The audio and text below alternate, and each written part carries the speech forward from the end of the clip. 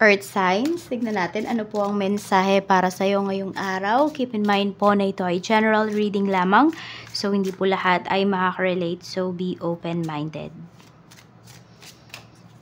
At sa mga nais pong mag-avail ng ating private readings, ng ating Evil Eye Amulet Necklace, ng ating Tears Bracelet, makikita nyo po yung link sa description box. Tarot Intentions by Aliana Reyes. Okay, let's see. We have, I'm going to put a ring on it when the time is right. Meron nagbabalak dito na mag-propose. Ayan, or nag-propose na ba yung iba sa inyo, pero hindi nyo pa alam kung kailan ba kayo ikakasal. Tignan natin ano pa yung mensahe. Mensahe po natin, Spirit Guide.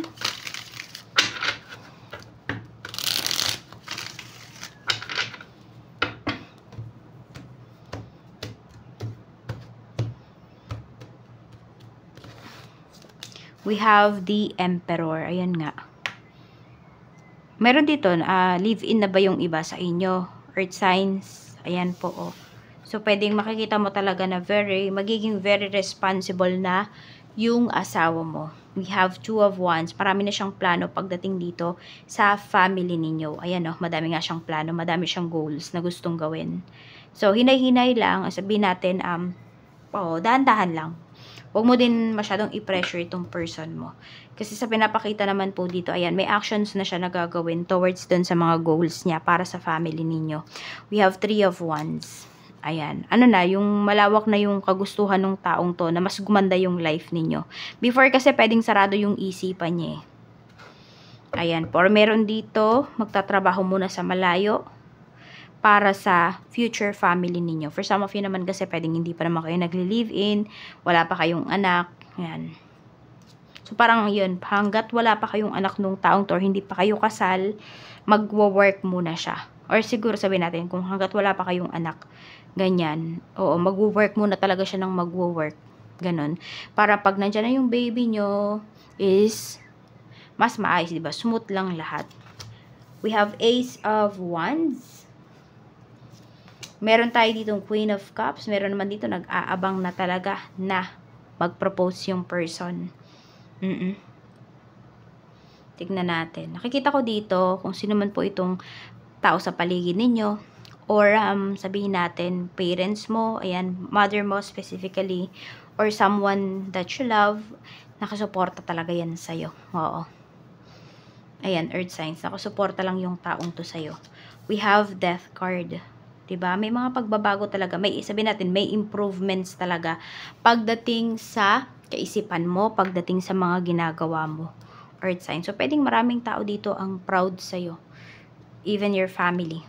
No? Your family and your friends. We have Page of Swords. Marami na kayong iniiwasan dito ng mga tukso, ng mga temptations, no? Para dito sa mga goals po ninyo. We have Seven of Swords. Yan, di ka naman masyadong nag-iingay, no? Pagdating dito sa mga ginagawa mo, pagdating sa progress mo, tahimik ka lang naman. Ayan, tahimik lang nagbibilang yung iba sa inyo. Ayun, tahimik lang talaga kayong kumikilos dito. Oo. Kasi ayaw nyo din naman na ma-evil eye yung mga ginagawa ninyo. Earth signs. So, dapat talaga tahimik lang tayo pag meron tayong mga ginagawang mga big projects, no, para sa life natin. Kasi madami talagang, no, pwedeng mag-evil eye sa inyo. Tignan natin. Ano pa yung mensahe? We have Page of Wands. So, you're very focused talaga pagdating sa iyong sarili.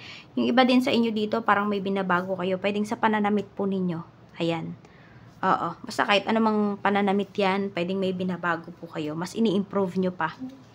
We have Three of Pentacles. Ayan po. Yung iba sa inyo nga, ayan.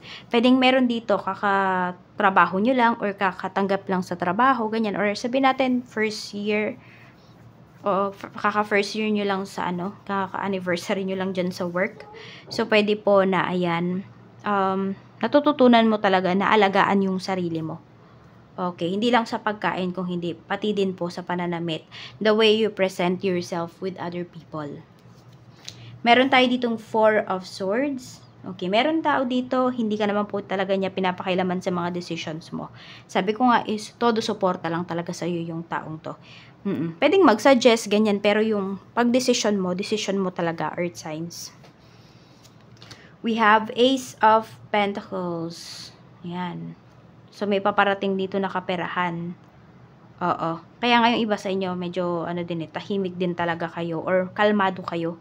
Kasi, sabi natin, hindi naman naghihirap yung iba sa inyo, earth signs, kasi nakakagawa talaga kayo ng way para kayo ay mabuhay, para masustain ninyo kung ano man yung mga dapat ninyong isustain. We have the Fool. Ayan po ang energy. Okay. Ayan, meron dito, may inaaral kayo. Meron kayong mga sinisimulan, may mga inaaral kayo dito. May pinapractice yung iba sa inyo. Looks like gusto ninyong ma-perfect talaga yung bagay na yon. We have 3 of Cups.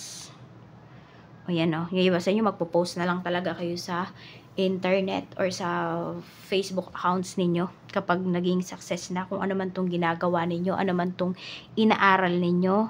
Yan po. We have Page of Pentacles. Ang ganda talaga ng kaperahan mo, earth signs. Ayan yung sinasabi sa'yo. So, tuloy-tuloy mo lang yan, no? Pagdating dito sa iyong kaperahan, sa pagkita mo, ang ganda kasi ng pinapakita para sa'yo dito. Ang daming opportunities for you. So, grab them, no? Grab mo yung mga opportunities na to. Tignan pa natin ano pa yung mensahe para sa'yo. Ito, parang merong malaking opportunity sa'yo dito na kahit ilang beses mo siyang, ilang beses mo siyang iwasan, para sa'yo talaga to. Kaya di mo maiiwasan yung bagay na yan. As in, para talaga yan sa'yo. Kaya, push mo na yan. Oo. Yan o, malaki din yung kikitain mo dito, tas madami ka ding magiging newfound friends. Kaya wag mong iwasan. Tingnan natin ano pa yung mensahe. Ito, may mapopromote dito sa trabaho or maha-hire kayo ngayong araw. Kaya tuloy-tuloy lang po yung yung paghahanap ninyo ng work or pag-a-apply po ninyo. Tingnan natin ano pa yung mensahe. Okay. Meron ba dito may earn pa sa bahay ninyo? Actually, for some of you nagdadala talaga to ng swerte sa inyo. Ayan. So, pwedeng meron kayong na maalam na family members, tas yung earn nila nasa bahay nyo pa. Ayan. Kaya lang kasi, 'di ba? They should rest in peace. So, kung meron, kahit nafe-feel mo na yun yung nagdadala ng swerte sa bahay ninyo, sa buhay mo, need mo din naman talagang i-let go yan, no? So, ayan. Paalala lang yan sa inyo ni Universe. Tignan natin ano pa yung mensahe. Ayan po. Pag umalis talaga kayo sa lugar kung nasaan kayo ngayon, yung mga lumabas kayo sa comfort zone ninyo, ang dami pong mga darating sa inyo dito na mga good things, mga good opportunities. Kaya huwag kayong matakot lumabas sa comfort zone ninyo. Huwag kayong matakot.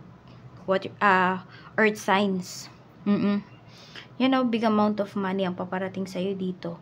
I-hone mo yung skills mo. Huwag kayong parang huwag kayong makontento na hanggang dito na lang kayo. Ganyan. I'm going to put a ring on it when the time is right. Kailan kaya yung right time, no, para sa taong to? Ano pa kaya yung mga hinihintay niya? Pwede rin naman kayo yan. Baka nga nag-iipon pa talaga yung iba sa inyo. So, pag-usapan nyo na lang ng person mo yan. O kasi baka may naghihintay na talaga dito, may umaasa na, baka naman mainip yung tao na yan. Alam nyo naman, may mga taong maiinipin. So, yan lang po ang mensahe para sa'yo, Earth Signs. Maraming salamat, ingat ka po always, and more blessings to come.